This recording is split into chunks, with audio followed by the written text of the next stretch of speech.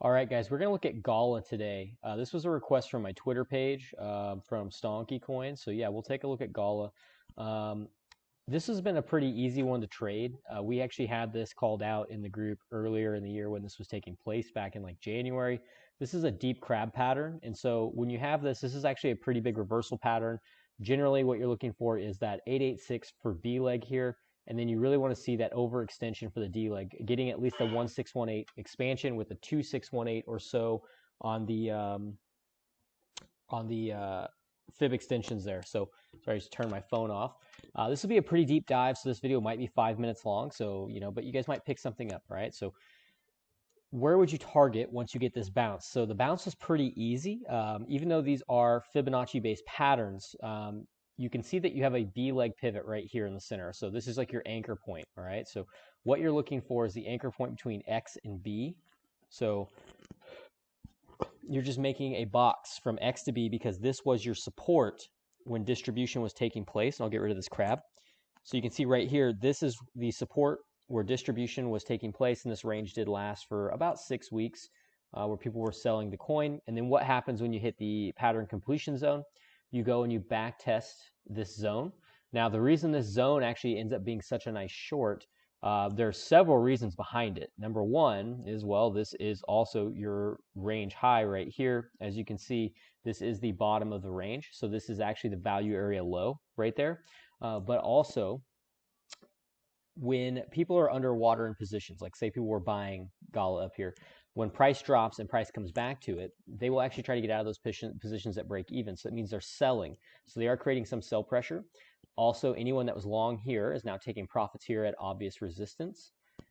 And then you have people that were short up here that are defending those positions. So you have three factors in terms of just order book to think about in terms of psychology of why this would have been a really great area to take a short. And you can look at the chart and just see this is very clearly resistance, right? So we know that is resistance, and it's been tapped once.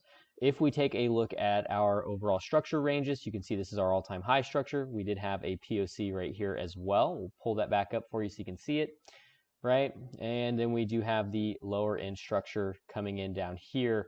I went ahead and did map that one out as well, and it looks like so. Now, we've only got two ranges here up on the chart, really, and you kind of need more data. And so if we actually turn on a bit more high time frame and structured information here, what we will notice is there's not a lot of history on this. In fact, there's not even a year's worth. So when we pull this up, what we can see is there's a clear lack in volume beneath these levels. And if we actually were to turn on our levels here, we can see that we do have some really key levels coming in, specifically this Q1 right here at 15.934 cents. That's a really big area on the chart. Now, this did also come to quite a few Fibonacci levels. I don't think it was on the all-time high. I do believe it was, you had golden pocket support right here. Right, so we can see that we had the golden pocket right here, so really nice. And then you did have one other one, I believe it was negative. Yeah, you had a -1 spot right here. And there was one other one. I think it was a trend-based 1-to-1. You had a 1-to-1 right here. So there was a lot to say that this was bounce territory. And in reality, this was the box that was given. You can see that we wicked past it just a little bit right here at the very lows, but that's okay. This is a pretty good fill, in fact. So as long as you were filling bids in this region, you were taking it back up to where the highs of the structure, and also if you were to put that deep crab back on, you could look at this as your golden pocket. So you were just going basically from the Fibonacci convergence, which is what that's referred to when you have multiple confluences of Fibonacci levels. Then you also had a harmonic pattern that was completing here. You did end up having a swing failure pattern here of the range, holding on to it, and then just a back test of the upper range. That's all it was. So this is an SR flip, but that's technically how those occur, right? So these are range rotations. Now, where do we go from here? Well, realistically, if this support right here at the bottom of our current range is not held, we're probably looking down quite a bit lower. If we just turn on all the price action, because we don't have that much, we could go ahead and really kind of sync off and figure out where we're at on the range here. And it's a pretty big range. I would never give it all the way down to here. But you can see 9.308 cents is now a level on the chart that we need to have marked. And I'll just go ahead and do so there. And I'm not saying we're going back that level, but it is something we have to be aware of. And if we go ahead and turn back on our time-based ranges right here, so these are based on time, not based on structure, what you will notice is, well, let's get rid of this guy now, is that we do have that level marked here as an NPOC left over. So we know straight away that if we start losing some pretty important levels here, this Q1 specifically, there is support down at 12.5 cents. You can see that here coming at the top of this old range. But in reality, I am probably looking all the way back down to 9 cents. That would be a really nice area of value. Now, that said, you have support here, okay? So we have support down to 15.934 cents. The moment that is lost, I do think that we might have some problems on our hands. So if you're looking for trades on this, you have lost the point of control. You are now eyeballing below the range again. And if we, again, move this back to a structure-based range rather than looking at it from a timing-based range, it is supportive of that as well, meaning that we've come up above the range, we've swung failed the range, rotated it, come back to the highs of the range, got rejected again. Now we're getting rejected on the EQ. As far as our averages go in terms of volume, yeah, you're at the standard deviation 1. And let's just check this here. All right. This is giving us what we need to know.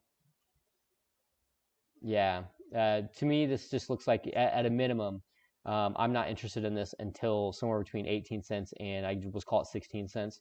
Anything underneath that on a closing basis, and 12.5 cents is a pit stop before I believe you're going to see this NPOC here at 9.213 cents. Let's see to the upside what it looks like if we can recover some levels. What do we have plans wise for the upside? Well, realistically, it is showing here that between 27 cents and 29.35 cents, so let's just call it 30 cents even. If 30 cents even is claimed and we're living above this level, like not like here where we double top down, but living up, holding it as support, well, we'd be challenging into this region up here at the highs, which is quite a bit of resistance. So we know that we have a very clear target to the upside here. And we do have a POC even showing us that 47 cents. Let's get out a log scale for this. Let's work up our fibs just real quick.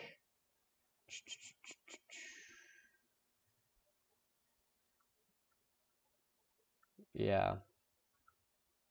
And we'll get rid of these. And one more time, we'll get rid of this POC just because it's easier to read. So yeah, what we see here is that if we can get above, let's just call it 30 cents because that's also your 382 here, which you're getting rejected from right now. While you do have the range here, this looks very similar to V-chain in that when you come back to a range, the first thing you are going to test is the point of control usually. It's just the most logical place to look for. So you are looking for 47.024 cents. Your golden pocket does come in a little bit earlier than that. And if we get rid of that golden pocket, you will notice that there's quite a bit up here in terms of resistance if price recovers. Let's say Bitcoin continues up and this coin goes with it, which is a likely scenario as well, just as likely as coming down to these lows. Because again, this is support until it isn't. So this is the first area you're really interested in looking at. But if you were to take a peek at this thing, you've got an untapped Q2 level up here at 45 cents. That's a really big area. That's also your yearly open. You've got your yearly key level at 43.756. We did swing fail on a 2-week basis, so I'll show you what that looks like here. So what I meant by this is if we got to like a 2-week chart, bi-weekly chart, you can see that you had a swing failure pattern up here at the highs. You can see how when you came up here, you closed below the prior wick on both occasions. And again, a third time here, much more bearishly in this case before you get the final sell-off because support did break here at 44 cents. So just looking at this all together and knowing that this is here, if price does recover from here, this is actually a very playable area to take a short position. That said, if price gets above this level, especially 48.816 cents on a closing basis. In this case would be probably a weekly candle. Like let's just call this a zone of resistance. We could just put a little box here if we wanted to.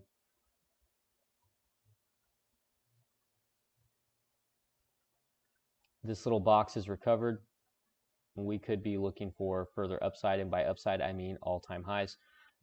So yeah, this is good. This is an area on the chart that you definitely want to be aware of, between 43.756 cents and 48.816 cents. To the downside, this is your support zone. You know, we just talked about that. So these are the levels I would have on my chart if I were trading this coin. And I think that the structure ranges probably get it best here. You know, this is also your golden pocket. So like, yeah, this is a big area to get back above. Even if it comes back up here, back test the range, this could just turn into a retest of the point of control and golden pocket, and you could see the range lows again. Nothing wrong with that at all, actually.